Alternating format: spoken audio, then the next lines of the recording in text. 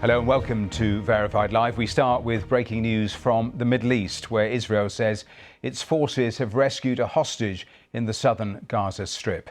An Israeli government spokesman said Farhan Elkadi, a Bedouin Arab, was recovered during a complex rescue operation.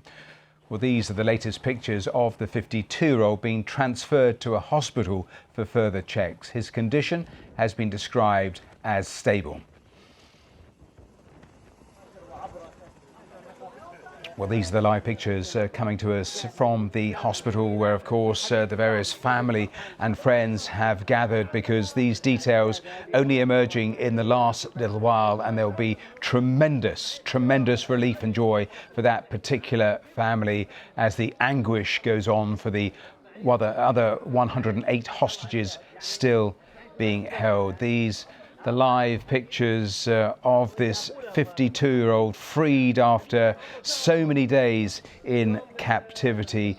We are learning all the while about just the details of that rescue operation. The pictures, hugely relieved and delighted hostage released in the last few minutes. As we continue to watch these pictures, let's bring in our correspondent from Jerusalem, John Donaldson. And John, we're watching the live pictures and family in his arms, but tell us, what details are you hearing about the rescue itself?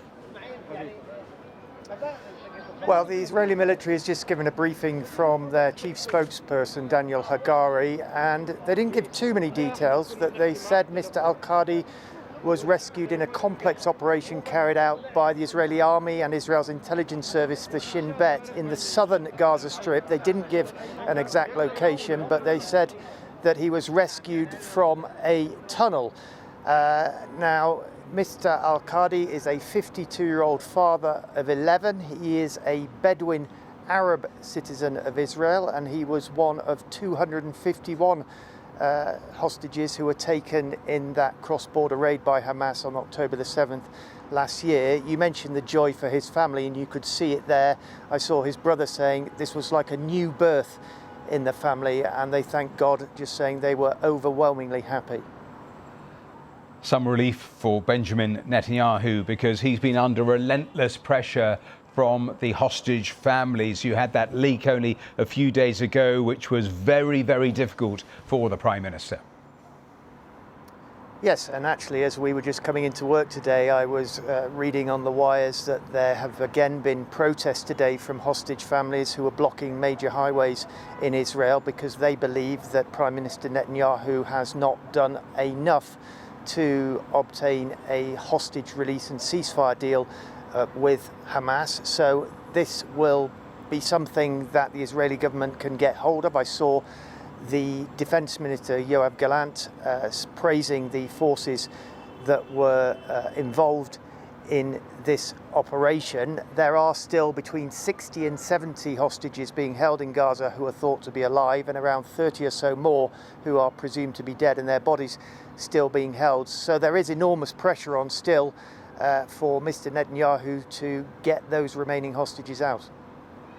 John Donaldson there in Jerusalem, thanks very much. Well, John was talking about the IDF spokesperson giving the details, the briefing of that rescue in the last little while. Let's hear a little more from Daniel Hagari. We cannot go into many details of this special operation, but I can share that Israeli commandos rescued Farhan Elkadi from an underground tunnel following accurate intelligence. His medical condition is stable, and he will undergo examination in hospital. His family had been waiting 326 days to receive the news they did today. But there are still 108 hostages whose families are still waiting to hear news that their loved ones are home. And they should know that we will not rest. We will not rest until we fulfill our mission to bring all our hostages back home.